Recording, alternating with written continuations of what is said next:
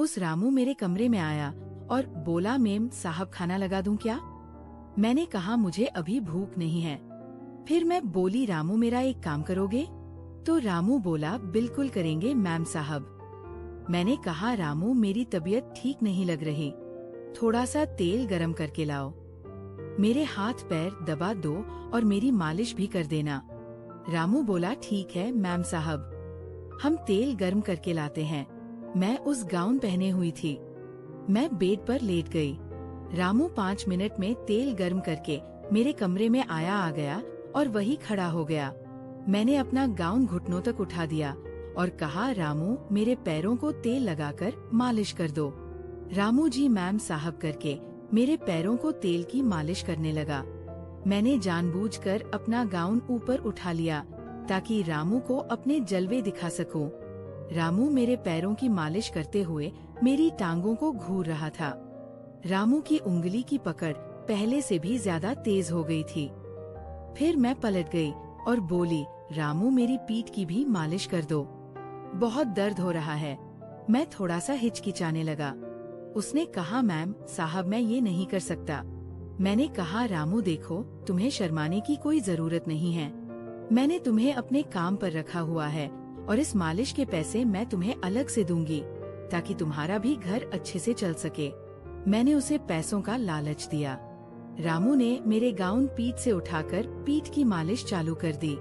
मैंने दीवार पर लगे शीशे में देख लिया कि अब वह मेरे बदन को घूर रहा था। मैंने कहा, रामू मेरी पीठ पर अच्छे से मसाज करो। वह कांपते हाथों से मेरी पीठ की मसाज कर रहा था। उसके हाथ बहुत ज्यादा कांप रहे थे। थोड़ी देर बाद मैं पलट के सीधी हो गई और बोली, रामू अब मेरे पेट की भी मालिश करो। रामू बोला, मैम साहब ये क्या कह रही हो? रामू बुरी तरह से कांप रहा था और हिचकिचाने लगा कि रामू खुद से पहले नहीं करने वाला।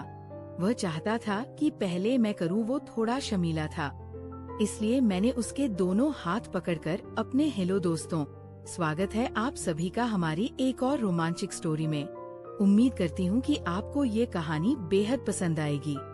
मेरा नाम रोमा है और मैं 24 साल की खूबसूरत महिला हूँ। मेरी शादी को 3 साल हो चुके हैं। जीवन में मुझे हर सुख मिला, मगर एक वो सुख नहीं मिल पाया जो एक औरत चाहती है, और वह सुख था मेरे पति का प्यार। मेरे पति एक बड़े बिजनेसमैन हैं और बिजनेस के चलते वो हमेशा घर से बाहर ही रहते हैं। मेरे पास सुख, साधन, संपत्ति सब है, मगर जिस चीज को हमेशा मैं अपने साथ चाहती हूँ वह मेरे पास नहीं है, और वह है मेरा पति, और उनका प्यार मुझे नहीं मिलता। मेरे घर में एक नौकर भी है जिसका नाम रामू है और उसकी उम्र 22 साल है। वह भी यहाँ का रहने वाला है और वह भी शादीशुदा है, लेकिन उसकी पत्नी बिहार में ही रहती है और वह भी अपनी पत्नी का प्यार पाने के लिए तड़पता है। पिछले साल की बात है कि मेरे पति जब घर आए थे, एक दिन रुके और पूरा दिन फोन पर ही लगे रहे, और रात में मुझे बोले कि वह 1 महीने के लिए अमेरिका जा रहे हैं बिजनेस के सिलसिले में। उस रात में फूट फूट कर रोई थी। हर बार मेरा पति जब भी घर आता वह सिर्फ 1 दिन के लिए ही रुकते और जो उन्हें करना होता करके फिर चले जाते, और मैं हमेशा की तरह अपने पति के प्यार के लिए तरसती रह जाती। ये भी कोई रिश्ता है। उनके घर से जाने के बाद मैंने खूब शराब पी और मेरी तबीयत खराब हो गई। मेरे नौकर रामू ने मुझे अस्पताल में भर्ती कराया। इलाज के बाद मुझे घर ले आया और बहुत सेवा की। तबीयत ठीक होने के बाद मैंने एक दिन उसे बुलाकर उसका धन्यवाद किया। रामू बोला, मैम साहब हम तो आपके मुलाजिम हैं, आपकी खातिर करना हमारा काम है। हम अपनी गरीबी के चलते बीवी बच्चों से दूर हैं, यहाँ कमाई के लिए पड़े हैं, और आप सब कुछ होते हुए भी अपने पति से दूर है। माफ करना मैम साहब, ज्यादा बोल दिया। हमारी जब से शादी हुई है हम अपनी पत्नी के पास सिर्फ 2 महीने ही रह पाए थे। उसके बाद से 1 साल हो गया है और अभी तक हम अपनी घरवाली से नहीं मिलते हैं। बहुत याद आती है उसकी, मगर कमाएंगे नहीं तो घर कैसे चल पाएगा। मैंने उसे पैसे दिए और कहा, जाओ अपने घर हो आओ, और बोला, नहीं मैम साहब हम ये पैसे घर भेजेंगे ताकि हमारा घर चलता रहे। हम आपकी सेवा में यहीं पर रहेंगे। आपका बहुत बहुत धन्यवाद। वैसे भी मालिक घर पर नहीं है तो हमें ही आपका ख्याल रखना होगा। रामू की बातें मेरे दिल को छू गई कि ये गरीब इंसान अपनी पत्नी को इतना प्यार करता है और एक मेरे पति है कि उन्हें मेरी याद भी नहीं आती। कितना तड़पता होगा वह यहाँ पर अपनी बीवी के बिना, ठीक वैसे ही जैसे मैं अपने पति के बगैर। मैं तभी मुझे एक बुरा ख्याल आया कि हम दोनों एक दूसरे की तड़प को भी तो दूर कर सकते हैं। तब से मेरी नजर रामू के लिए बदल गई। एक दिन वो घर में सफाई कर रहा था। उस समय उसने सिर्फ नीचे एक हाफ पैड पहन रखी थी। उसकी मसल्स बुझाए और बदन को देखकर मुझे कुछ कुछ होने लगा था। मैंने ठान लिया कि रामू के साथ उसकी और अपनी दोनों की चाहत मिटा लूंगी। मैं उसे अपने करीब लाने के लिए नए नए तरीके अपनाती, लेकिन उसका ध्यान हमेशा घर के कामों पर ही रहता। मैं जानबूझकर उसके सामने छोटे छोटे कपड़े पहनती ताकि उसका ध्यान भटके और वह मेरी तरफ आकर्षित हो, लेकिन वह तो हमेशा अपने कामों में ही बिजी रहता। मैं जब नहाने के लिए जाती तो बाथरूम का दरवाजा जानबूझकर खुला छोड़ देती और अक्सर रामू के सामने मैं छोटी छोटी नाइट कपड़े में ही रहती। लेकिन मेरे सारे हाथ खंडे फेल हो चुके थे। मुझे लगा मुझे कोई और उपाय करना चाहिए जिससे कि रामू जल्दी बहक जाए। मैंने रामू को एक बार अपने पास बुलाया और उससे कहा, क्या आज मेरा शराब पीने का बहुत मन है? उसे कहा, मैम साहब शराब सेहत के लिए अच्छी नहीं होती और पिछली बार भी आपने इतनी शराब पी थी कि आपकी तबीयत खराब हो गई थी। मैंने कहा, तो फिर मैं क्या करूं? मुझे अपने पति की बहुत याद आ रही है और मैं पति का प्यार पाने के लिए तड़प रही हूँ और मेरा पति मेरी बेचैनी को नहीं समझता। वो खामोशी से सर झुकाए मेरी बातें सुनता रहा। मैंने 2 गिलासों में शराब डाली और एक गिलास शराब का उठाकर मैंने रामू के हाथ में दे दिया। उसने कहा, मैम साहब मैं शराब नहीं पीता और मेरी इतनी औकात भी नहीं है जो मैं इस तरह से शौक पालूं।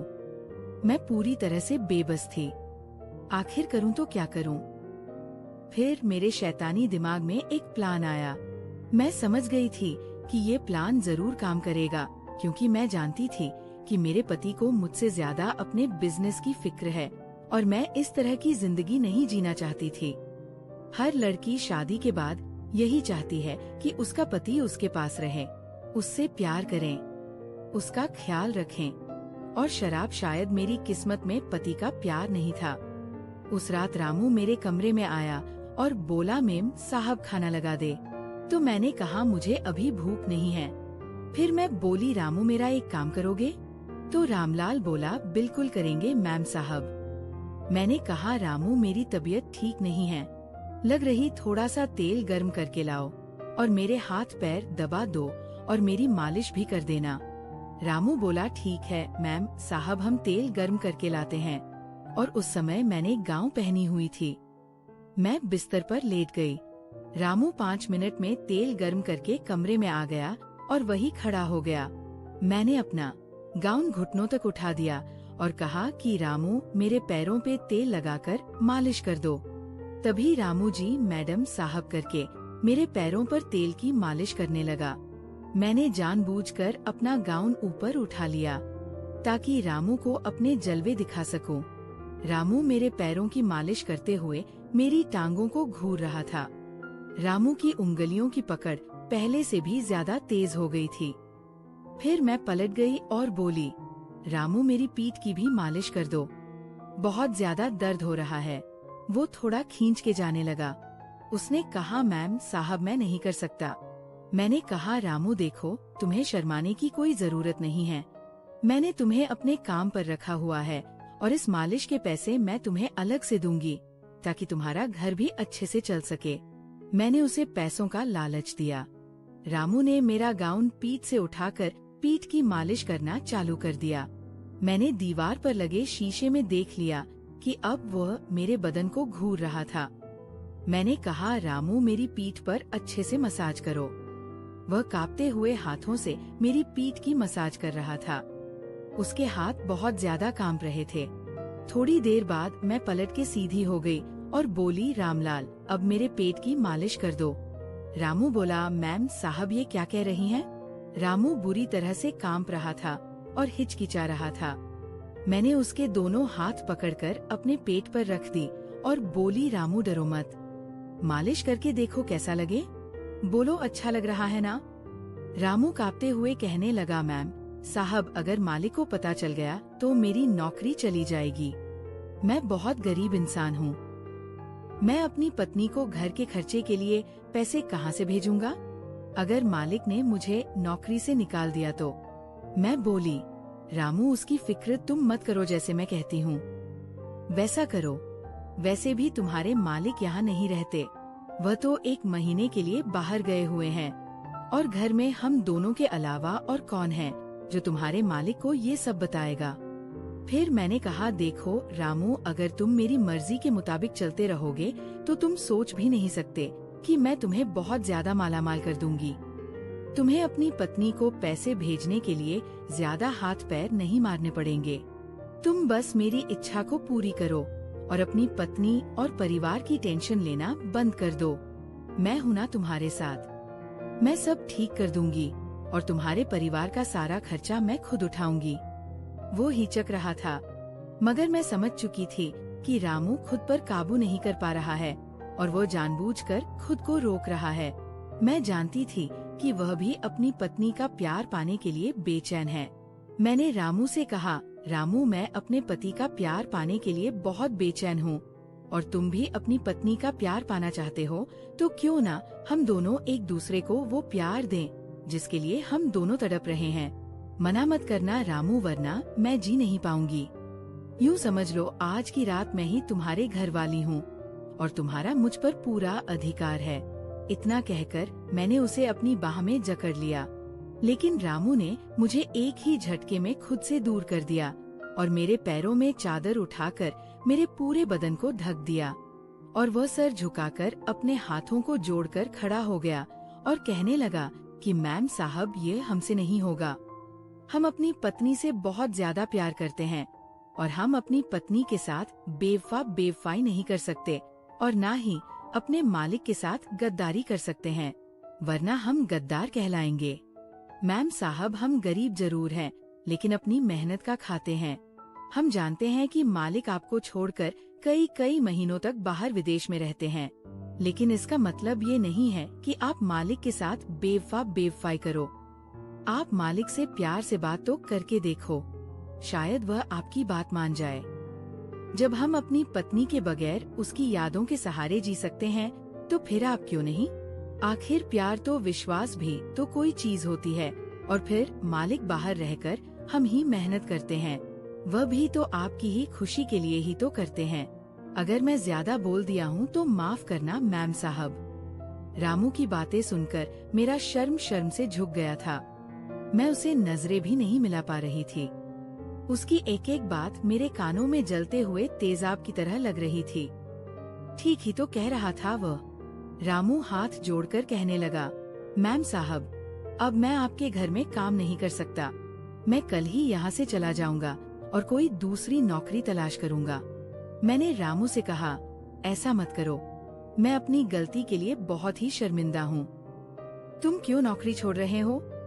तो रामू ने कहा, नहीं मैम साहब अब हमारा यहाँ से चले जाना ही अच्छा होगा, क्योंकि जब हम आपको देखेंगे तो शायद हम अपने से नजरें नहीं मिला पाएंगे और ना ही आप हमसे नजरें मिला पाएंगी।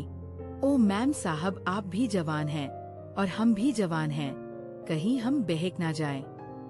हमें बहुत डर लगता है, इसलिए हमारा यहाँ से चले जाना ही ठीक है। मैंने हाथ जोड़कर रामू से माफी मांगी और कहा, मैंने जो भी गलती की उसके लिए मुझे माफ कर दो रामू। मैं थोड़ी देर के लिए बहक गई थी। पता नहीं कैसे मेरे दिल और दिमाग में शैतान ने कब्जा कर लिया था। रामू ने कहा, मैम साहब आप हमसे माफी न मांगे। इस उम्र में इंसान से कभी कभी गलतियां हो जाती है और आप मालिक से बातें करें, सब कुछ ठीक हो जाएगा। इतना कहकर अगले ही दिन रामू अपना सारा सामान उठाकर हमारे घर से हमेशा के लिए चला गया। जाते जाते रामू ने मुझे माफ तो कर दिया था, लेकिन मेरी गलतियों की वजह से बेचारे गरीब रामू को इस नौकरी को छोड़ना पड़ा। मैंने अपनी गलतियों की वजह से एक अच्छे और भोले भाले शरीफ नौकर को खो दिया था। तो दोस्तों, ये थी आज की कहानी। आपकी क्या राय है इस कहानी पर हमें कमेंट में जरूर बताएं। वीडियो अच्छी लगी हो तो लाइक करें, शेयर करें और चैनल सब्सक्राइब करें। धन्यवाद। जल्द ही मिलते हैं आपसे एक नई स्टोरी के साथ। I love you friends.